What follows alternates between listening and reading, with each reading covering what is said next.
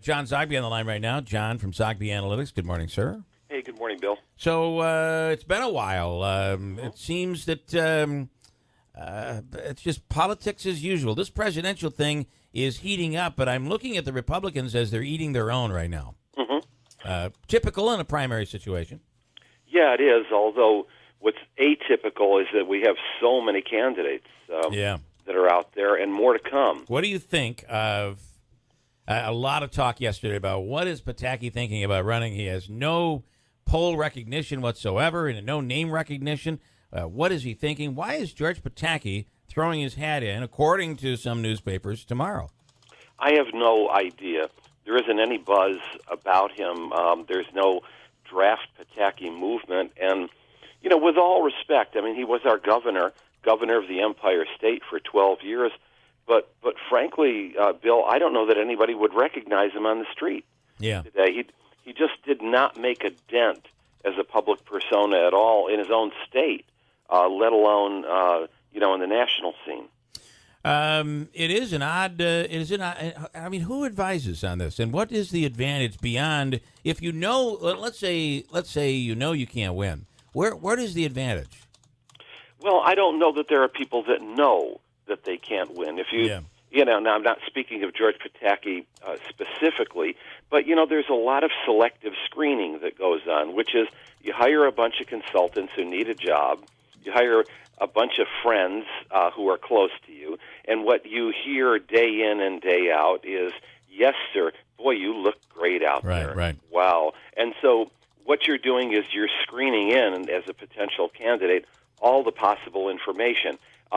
You come in with polling numbers, hey, you're at 3, but you were only at 1.5, so you've gone up 100% right in the last week. And, think about that, listeners, because that's what fuels a lot of these people.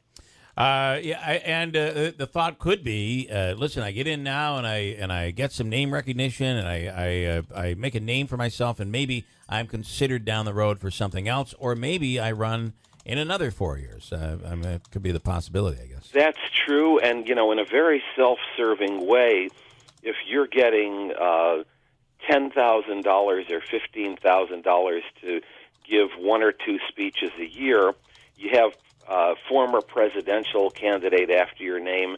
Now you're getting $25,000, $30,000 a speech, and you're getting 10 of them in a year. All right. Okay. Your take on this upcoming presidential election, which there will be a lot of talk about, and it's all we're going to be hearing about.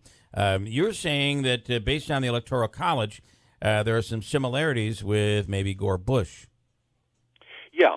I mean, essentially, my piece in Forbes suggested that the Democrats really have the upper hand going in. They have not quite a lock on the Electoral College, but close to the votes they need, and that they have the growing demographics on their side as well. Now, all that could be turned upside down. If you have a candidate on the Democratic side who cannot, increase the spirit, mobilize the base, that could be problematic. Or if a candidate falls apart halfway through the election cycle, that could hurt. But at least at this moment in time, you look at the numbers, Democrats do have an edge going into the election. And you've said all along Hillary Clinton's not going to be the nominee. Who's out there for the Democrats? It seems like they're not interested in anybody. I mean, she has a small challenge from Vermont, which seems like it'll go nowhere. Well, yeah, it may go nowhere. However, remember, Vermont is right next to New Hampshire, and the neighbor usually does very, very well. I'm not suggesting Bernie Sanders be the nominee, but you focus all of that progressive wing on one anti-Hillary candidate who happens to also get a boost because he's from the neighboring state, and she could be embarrassed early. Not the likeliest of scenarios, but the one who may be out there is maybe among those who are not out there now. Yeah. And I still say, and look, this is for entertainment purposes only. Right. Watch somebody like John Kerry, frankly. Really? Well, I mean, certainly has the name recognition, right? Name recognition and possibly some successes under his belt. Yeah. All right. Are you still stand up to say by your statement that Hillary will not be the Democratic nominee? Most likely will not. All right. John Zogby at Zogby Analytics. You can read his stories, his editorials in Forbes magazine. And thanks so much. We appreciate your time. Take care. All right. I like how, Christine, you're finishing my sentences when I'm struggling. Thank you.